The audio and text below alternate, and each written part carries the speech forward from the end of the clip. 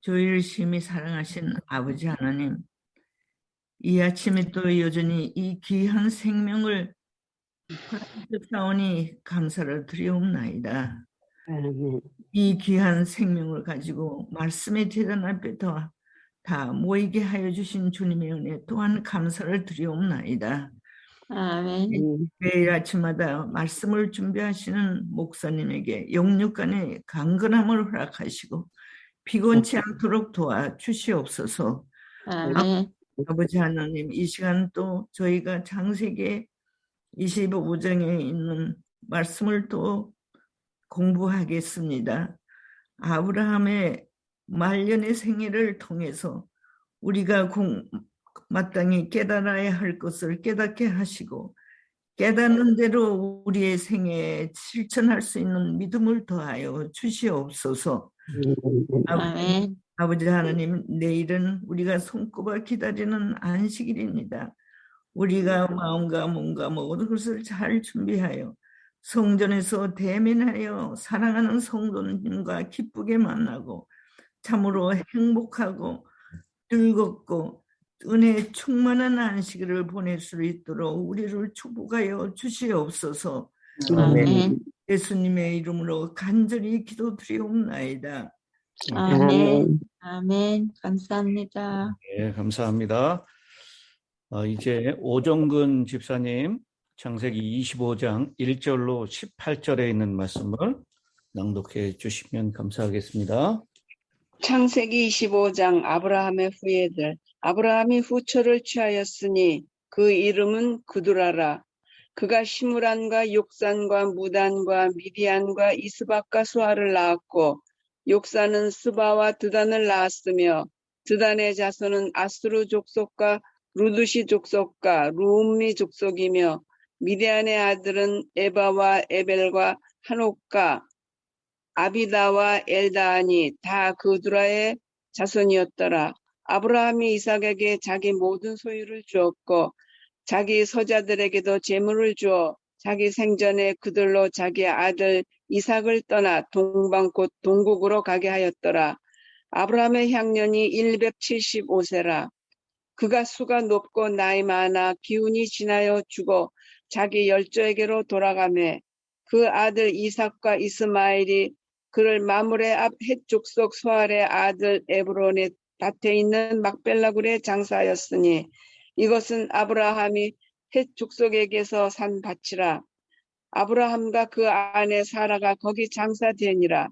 아브라함이 죽은 후에 하나님이 그 아들 이삭에게 복을 주셨고 이삭은 부엘라헤로이 근처에 거하였더라.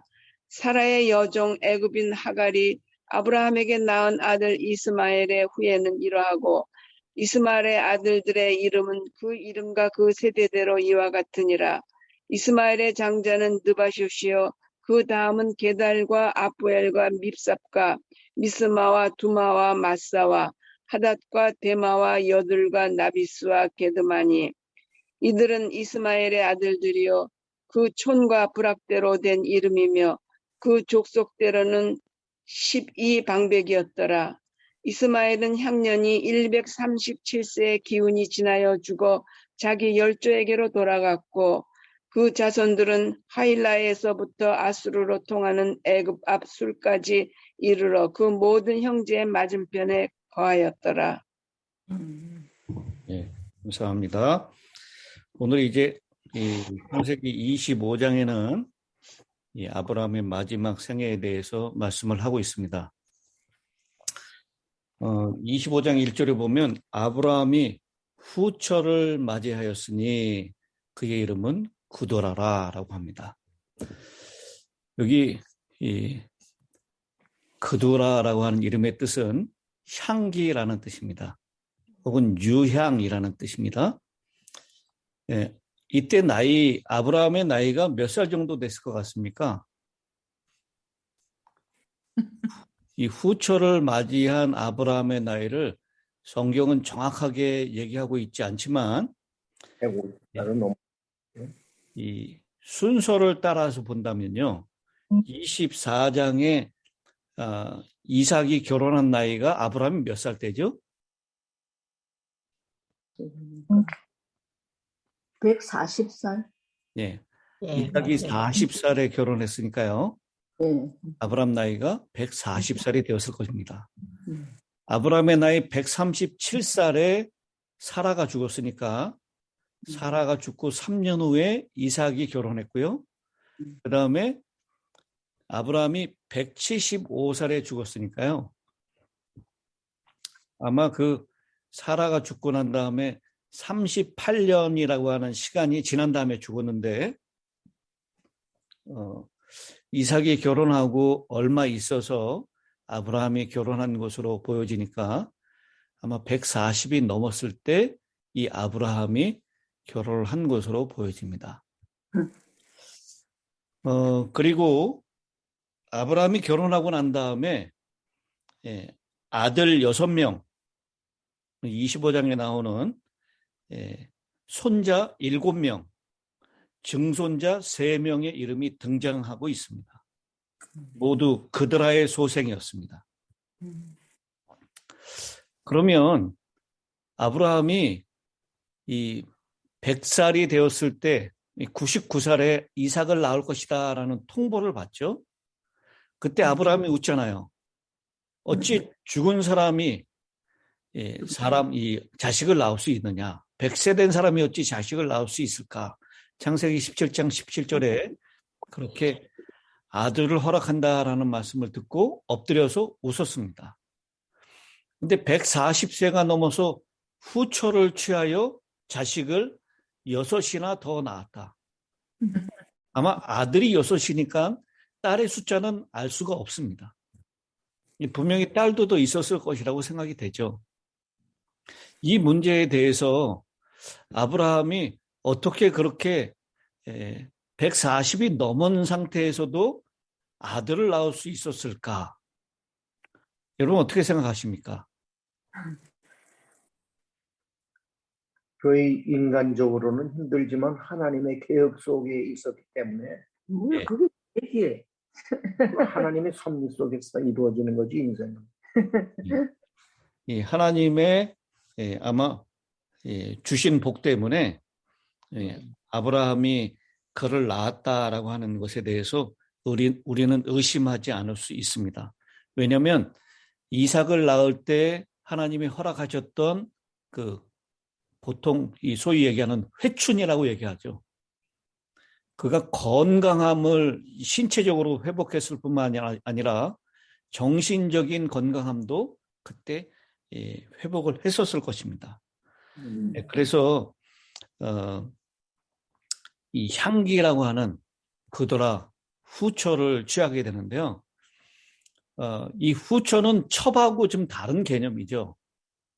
왜냐하면 첩은 그 아내가 살아있을 때 얻는 사람을 첩이라고 한다면 이 그드라는 사라가 죽고 난 다음에 얻은 아내였기 때문에 후초라고 얘기를 하는 것입니다.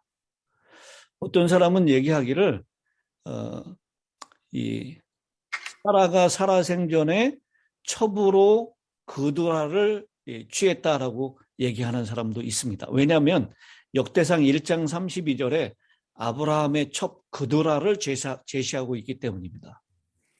그런데 1장 뭐죠? 역대상 1장 32절. 32절. 근데 그리고 25장 6절에도 그드라가 낳은 아브라함의 아들들을 서자라고 표현하고 있죠. 그래서 바로 사라 생전에 첩을 두었다라고 그렇게 주장할 수 있는데요. 그런데 이것은 성경이 지지하고 있는 것 같지 않습니다. 왜냐하면 성경의 순서상으로 24장에서 사라가 죽었고 그 다음에 이삭이 결혼했고 25장에 후초를 맞이한 사건이 이렇게 시대적으로 배열되어 있는 것을 봤을 때 사라 죽고 난 다음에 이삭이 결혼하고 난 다음에 그 다음에 아브라함이 후초를 맞이한 것으로 그렇게 보여집니다. 성경에는 아브라함이 후초를 맞이한 그리고 35년 동안의 결코 짧지 않은 아브라함의 생애에 대해서 별로 말하고 있지 않습니다. 여러분, 이삭이 리브가를 맞이해서 결혼했을 때 아브라함이 이 며느리 이삭을 얼마나 예뻐했을까요? 아마 윤장로님이 이 며느리 이들을 체리티를 예뻐하는 모습 우리가 옆에서 보는데 아마 그거보다 더하면 더했지 덜하지 않았을 것입니다. 정말 그들아 리브가를 예뻐했고 결혼식하는 사건, 그 이야기들을 통해서 많은 부분이 생략돼 있었다라고 생각을 합니다. 아브라함이 몇 살에 죽게 됩니까? 175. 175. 175세라고 했습니다. 이 아브라함이 죽는 175세 이날은 우리가 한번 풀어서 생각해 본다면 아브라함이 가나안 땅에 도착한 지 100년이 되는 해였습니다. 75살에 가나안 땅에 들어왔기 때문에요. 그 다음에 이삭이 태어난 지 몇 년이 돼요? 이삭이 태어난 지 75년이. 45세. 45년. 그의 아내 사라가 죽은 지 38년이 되는 해였습니다. 그리고 이삭과 리브가가 결혼한 지 몇 년이에요? 이삭과 리브가가 결혼한 지 35년이 되는 해였습니다. 그리고 이때 아브라함은 이렇게 많은 자손을 그들을 통해서 보는데요. 누가 자식이 없어요? 리브가가. 예, 이삭과 리브가가 자식이 없는 거예요. 이삭과 리브가가 이삭이 40살에 결혼했는데 몇 살에 아들을 낳죠? 60세. 60세에 나요. 그러니까 20년을 기다려야 했어요. 그러니까 아브라함이 죽을 때 이삭의 아들들을 못 보고 죽었죠. 아니, 봤죠. 175. 네. 이삭의 아들 야곱과 에서가 태어난 지 15년 되던 해에 아브라함이 죽게 됩니다. 그래서요, 히브리서 11장에 아브라함이 이삭과 야곱과 더불어서 살았다라고 표현하고 있습니까? 히브리서 11장 9절에 보면 믿음으로 그가 이방의 땅에 있는 것 같이 약속의 땅에 거류하여 동일한 약속을 유업으로 함께 받은 이삭 및 야곱과 더불어 장막에 거하였으니, 아브라함이 야곱과 에서가 15살 될 때까지 같이 살았다라는 것이죠. 그러니까 이 아브라함이 그들과 결혼한 지 35년 동안의 이 시간을 성경은 침묵하고 있지만 그 안에 여러 가지 일들이 있었을 것입니다. 후손이 금방 주어지지 않는 이삭과 리브가를 보면서 아브라함이 참 안타까워했을 것입니다. 그런데 자신에게는 6 아들, 7 손자, 3명의 증손자 막 불어나는 거예요. 그러면서 아브라함이 뭐라고 기도했을까요? 하나님, 이 늙은 저에게는 이렇게 아들을 많이 주시는데 왜 약속의 아들 이삭에게는 이렇게 아들이 더딘 겁니까? 아마 아브라함이 무척 염려하면서 기도했을 것 같아요. 네, 그런데 이 아브라함이 그 35년의 역사를 그 후손들을 쭉 열거함으로 얘기를 하고 있고요. 그 다음에 이 아브라함이 자기 재산을 전부 다 누구에게 줬다라고 얘기해요? 5절에 보니까 이삭. 자기 모든 소유를 이삭에게 주었다. 그리고 6절에 자기 서자들에게도 재산을 주어 자기 생전에 그들로 하여금 자기 아들 이삭을 떠나 동방 곧 동쪽 땅으로 가게 하였더라 그랬습니다. 이 아브라함이 아주 지혜롭게 잘 해결하고 있는 모습이죠. 아브라함이 생물학적으로만 이렇게 건강한 것이 아니라 정신적으로도 아주 건강했다라는 것입니다. 아브라함이 왜 이 서자들, 그드라의 후손들을 이렇게 동쪽 땅으로 가서 살게 했을까요? 다툼이 있을까 봐요. 예. 이삭을 보호하고 약속의 땅에 이삭이 잘 정착하는데 그들이 걸림돌이 되지 않도록. 분명히 유산으로는 이삭에게 다 전해줬지만 그 서자들도 스스로 독립할 수 있는 넉넉한 재산을 그 서자들에게도 분명히 주었을 것입니다. 그래서 동쪽으로 가서 이삭과 그렇게 같이 이렇게 분쟁 없이 살 수 있도록 그렇게 배려하는 아브라함의 모습을 우리가 보게 되는 것입니다. 그리고 8절에 그의 나이가 높고 늙어서 기운이 다하여 죽어 자기 열조에게로 돌아가매 그의 아들들인 누가 와서 장사를 지냅니까? 이스마엘도 왔습니다. 네, 이삭과 이스마엘이 같이 장사를 지냅니다. 여기서 우리가 한 가지 주목해서 봐야 될 것은요. 이삭과 이스마엘이 아버지 장사를 지낼 때 서로 화합하고 연합했다라는 것입니다. 여러분, 이스마엘 입장에서는 아버지 장례식에 오고 싶었을까요? 적어도 이스마엘은 아버지 장례식에 아마 오고 싶지 않았을 것 같아요. 자기가 태중에 있을 때 한번 쫓겨나고 그 다음에 그가 아주 어렸을 때 쫓겨나게 되고 그런데 이 성경에 자세하게 기록해 놓고 있지는 않지만 이 이스마엘에 대하여 아브라함도 분명히 지원했을까요? 그드라의 아들들에게 독립할 수 있는 재산을 주었던 것처럼 이스마엘도 하나님께 아브라함이 분명히 돌봤을 것 같습니다. 이스마엘을 쫓아낼 때 사라 때문에 어쩔 수 없이 쫓아냈지만 그가 얼마나 가슴 아파하면서 자신의 아들 이스마엘을 쫓아냈는지 모릅니다. 그래서 하나님은 모든 사람을 다 사랑하신다는 것. 이삭도 사랑하셨지만 누구도 사랑하세요? 이스마엘도 사랑하십니다. 여러분, 이삭은 40살에 결혼해서 겨우 60살이 돼서 쌍둥이를 낳았습니다. 그리고 야곱 때에 가서 12방백을 이룰 자손들을 낳았어요. 그렇지만 이스마엘은 이미 12방백을 이룰 만큼 많은 후손을 낳았다라고 얘기를 하고 있습니다. 이스마엘의 후예들이 거기 12절부터 쭉 열거되어 있죠.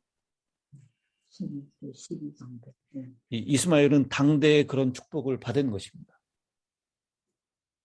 그리고 이스마엘이 137세에 기훈이 다하여 죽어 자기 백성으로 돌아갔다. 17절에 그렇게 얘기를 하고 있습니다. 이 하나님이 아브라함에게 약속하신 복은 땅의 모든 족속이 아브라함을 통해서 복을 받는다는 것입니다. 하나님이 아브라함에게 주신 복은 어떤 민족은 선택하고 어떤 민족은 버리는 것이 아닙니다. 모든 민족을, 땅의 모든 족속을 복을 주는 것입니다. 여러분, 성경을 읽다 보면 우리가 착각하는 것이 있는데요. 우리는 이스마엘의 자손일 것 같습니까? 이삭의 자손일 것 같습니까? 우리들 자신이요. 이스마엘의 자손. 믿음의 후손은 아브라함의 자손이죠. 이삭의 자손이지 믿음으로. 그러니까. 아니, 우리 이제 그리스도를 믿고 있는 우리가 엄밀하게 따지면 아브라함의 후손이 맞는데, 아브라함의 자손인데 영적으로, 육적으로도요. 근데 이삭의 자손일 것 같아요? 이스마엘의 후손일 것 같아요? 이삭의 자손이죠. 우리가? 네. 코가 작은 거 보면은 코가 작은. 이스라엘이 동쪽으로 간 거 보면 우리가 이스마엘의 자손인 것 같아요. 이스마엘이 우리가 성경을 읽으면서 약속의 자손인 이삭에게만 집중하다 보면 마치 내가 이삭의 후손이나 되는 것처럼 생각할 때가 있습니다. 하지만 우리는 어찌 보면 이삭의 후손이라기보다는 이스마엘의 후손에 더 가깝습니다. 아니, 이스마엘의 후손도 못 됩니다. 동쪽으로 간 아브라함의 서자들 중에 한 족속의 후예라고 해야 더 정확할 것입니다. 우리는 성경의 중심에 선 사람들이 아니라 성경의 변방에 이름 없이 빛도 없이 그 기록조차 희미한 이방인의 후손입니다. 그래서 이런 이방인의 자식들을 사람들은 나누고 무시하고 편을 가르고 할지 모르지만 하나님은 감싸 주시고 그들에게도 복을 주시고 덮어주시고 그들을 선택해 주시는 것입니다. 아멘. 혹시 내 자신의 편협한 생각이나 짧은 성경적인 지식으로 사람들을 판단하고 정죄하면서 하나님의 사랑 바깥에 두었던 사람들 없는지 생각해 봐야 할 것입니다. 바깥에 있는 사람들은 나와 다른 사람들이 아니라 하나님의 마음으로 내가 감싸 안고 용납하고 그들을 축복해야 될 사람들입니다. 아브라함이 바로 땅의 모든 족속들이 복을 받도록 선택하셨어요. 아브라함의 후손들뿐만 아니라 땅의 모든 이방인들도 아브라함을 통하여 복을 받도록 하셨다는 것입니다. 여기 12장 오늘 18절까지 있는 말씀을 보는데요. 이 이스마엘의 후손들이 쭉 흩어져서 그 자손들은 하일라에서부터 아수르로 통하는 애굽 앞 술까지 이르러 그 모든 형제의 맞은편에 거주하였더라라고 했습니다. 형제의 맞은편에 거주하고 있는 이스마엘의 후예들. 그리고 아브라함이 지혜를 내서 멀리 동쪽으로 이동했었던 그드라의 후손들. 그들 역시도 아브라함의 후손이었고 그들 역시도 하나님께서 복을 많이 주신 복받은 백성들이었다라는 것입니다. 그래서요, 우리 사람들은 종교, 정치적 이념 때문에 사람들을 나누고 그리고 잣대로 평가하고 분리시킵니다. 그래서 기독교인 또 이스마엘의 후손들인 아랍인들 그들이 믿는 종교는 뭐라고 그러죠? 이슬람. 이슬람교. 근데 이슬람을 믿는 이 이스마엘의 후손들도 그 조상이 누구라고 얘기합니까? 아브라함. 아브라함이라고 얘기해요. 맞아. 예수를 믿는 기독교인들도 그 믿음의 조상이 아브라함이라고 얘기합니다. 우리 사람들은 그렇게 잣대를 가지고 나누고 분리하지만 하나님께서는 오늘 이 25장을 통해서 우리에게 주시는 귀한 교훈은 하나님은 이삭뿐만 아니라 이스마엘도 사랑하시고 축복하셨다라는 것입니다. 아멘. 여러분, 우리가 나중에 보겠지만 하나님은 야곱은 사랑하고 에서는 미워했다라고 표현이 나옵니까, 성경에? 안 나와요. 이게 나와요. 야곱은 사랑하고 에서는 미워했다라고 하는 표현이 성경에 나옵니다. 그래서 야곱은 선택하고 에서는 선택하지 않았다라는 것으로 우리가 착각하기 쉬운데요. 그것은 이스라엘 백성들이 사용하는 관용적인 표현을 이해할 때 우리가 제대로 이해할 수 있습니다. 야곱은 사랑하고 에서도 사랑한 것입니다. 그런데 첫 번째 사랑하는 것은 사랑한다고 얘기하고 두 번째로 사랑하는 것은 미워한다라고 표현하는 거예요.